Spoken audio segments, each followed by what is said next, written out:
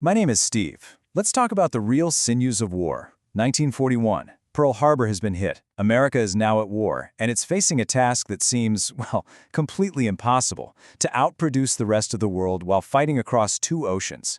This wasn't just a war of soldiers and steel. No. At its core, it was a war of finance. And the machine that powered it all was built on a scale the world had never, ever seen. Here's the price tag. $300 billion. Let that number sink in. It's a figure that would have been pure science fiction just a few years earlier, a level of spending that was frankly incomprehensible to pretty much everyone at the time. You want to put that in perspective? Okay. In 1939, the entire U.S. federal budget was just $9 billion. The war would end up costing over 30 times that amount. So how do you possibly fund a 3,000% increase in spending in just 5 years? The titans of Wall Street weren't going to be enough, not even close. You needed a whole new machine. So the first major gear in this new machine was a complete, radical reinvention of the tax system. You see, the old way, collecting taxes once a year, was just way too slow. The government was absolutely desperate for a steady, consistent flow of cash to feed the war effort. Before the war, the income tax was basically a rich man's tax. Only about 4 million Americans actually paid it. But the war changed absolutely everything. By 1945, that number had exploded to 43 million.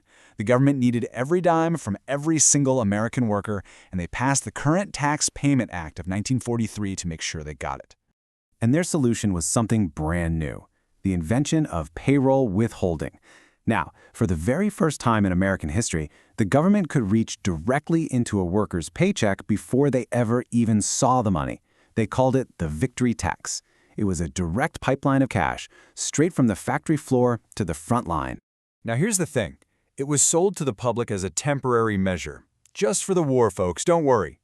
But let me ask you this. When does the government ever give back a revenue stream once it's had a taste?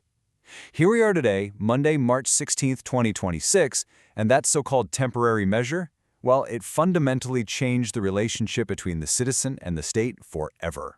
But look, even with this new tax machine running full steam, taxes alone weren't going to cut it. Not for a war this size. Washington needed to borrow, and borrow big.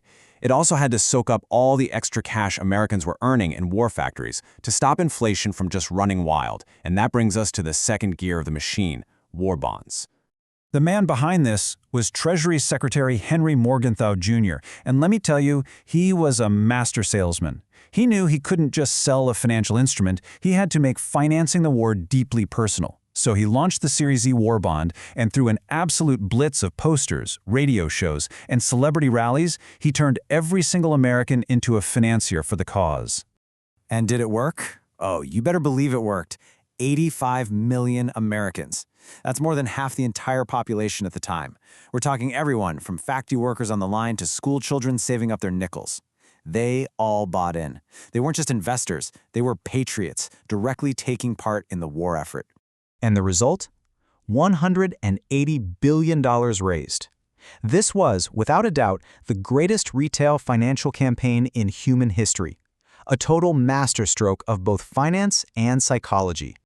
All right, so the war was being won on the battlefield, but the true puppet masters, the ones playing the long game of global finance, they were already looking ahead.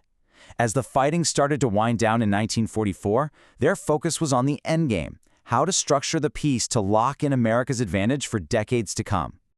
That was the real question, wasn't it? With the war won, how do you win the peace? How do you make sure your dominance lasts long after the last shot is fired? Well, the answer came from a quiet hotel up in New Hampshire at a conference called Bretton Woods. They knew the world was broke. Everyone, except the United States. And here was the deal they hammered out. It was simple, it was brutal, and it was brilliant.